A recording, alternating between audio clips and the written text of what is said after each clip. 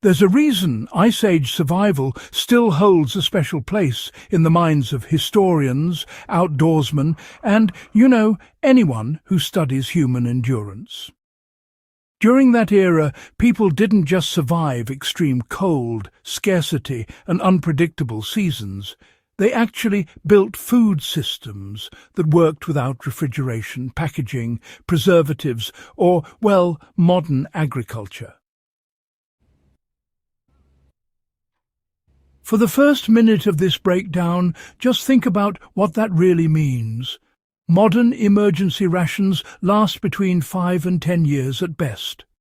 MREs are bulky, sensitive to heat, and eventually they break down.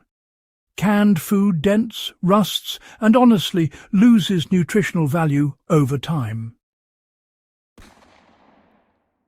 But the people of the Ice Age had a staple so tough that it outlasted their migrations, outlasted seasonal famine, and honestly outlasted nearly every storm nature could throw at them.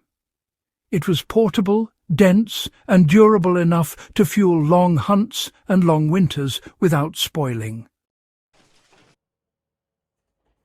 That food is what many researchers now refer to as the world's oldest superfood, a simple combination of fat, protein, and sometimes berries, pressed and dried until it became nearly immortal. Today we call it by many names: pemmican rendered fat cakes or survival paste. But the core idea stretches far deeper into prehistory. And, the real question is whether it still deserves a place in a modern pack as we head into 2025. Let's get directly into why this ancient food works so well. The strength of this Ice Age food came from pairing lean dried meat with pure rendered fat. The foundation of this superfood was lean meat dried until it snapped like a twig. Mammoth, bison, horse, caribou and deer were common sources. The drying process removed nearly all moisture, which is the enemy of shelf life.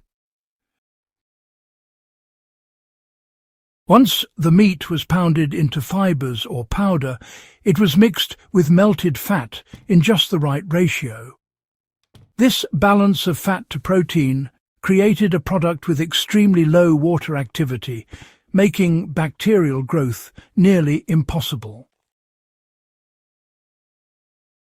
In practice, this means the food can last years when kept dry and cool.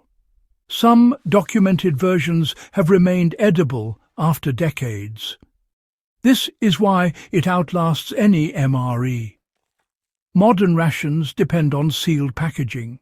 Ancient rations depended on chemistry and physics. As long as the moisture remains low and the fat is rendered properly, this food refuses to spoil. To apply this today, you need only 3 steps. So, you want to dry lean meat until it is absolutely brittle. Just to make sure all the moisture is gone. Next, you'll want to powder it using a grinder or, a mortar, if that's what you got on hand. And then simply mix it with rendered tallow, making sure it all comes together nicely. If done correctly, you have a food that keeps without refrigeration even in remote conditions. This food was engineered for maximum caloric density long before nutrition science existed. Ice Age hunters travelled enormous distances and burned immense amounts of energy. They needed calories that packed small and delivered big. What they created contains roughly twice the energy of modern sports bars and significantly more usable calories per gram than many prepackaged meals. In a survival or backpacking situation today, weight-to-energy ratio really does matter. You can carry a pound of MRE components or, just a handful of this superfood. This advantage becomes obvious on long trips where, honestly, every ounce counts. A small pouch can sustain a person through a day's work, which is why explorers, fur traders, and nomadic groups from Canada to Siberia used versions of it well into the 19th century. For modern application, a single fist-sized portion can serve as a full-day emergency backup on a winter hike, a storm evacuation route, or an off-grid excursion. Its compact form can be stashed in a glove box pack pocket or emergency kit without any worry of expiration. The binding fat protected the meat fibers from moisture, oxygen, and bacteria. One of the cleverest aspects of this food is how the fat creates a seal. When melted tallow cools, it traps the meat inside an oxygen-poor environment. This prevents oxidation, keeps mold spores from activating, and locks the proteins in a stable state. Essentially, the fat becomes primitive but effective packaging. If you want to use this method at home, just make sure the fat you use is rendered until it's completely clear with no suspended solids. The moment impurities are left behind, shelf life drops dramatically. Pour the hot tallow over the dry meat powder and stir until, no dry pockets remain. Once the mixture sets, you can store it in cloth, waxed paper, or even a jar. Packaging is secondary, really. The real preservation comes from the dryness and the fat-to-meat balance. The Ice Age version worked because, it allowed flexibility in how it was eaten. People in the Ice Age didn't eat their field ration just one way. They could chew it directly like a bar, or dissolve it into broth, or even mix it with berries and roots to turn it into a complete meal. This versatility made it more than just emergency food. It really became part of a cultural toolkit.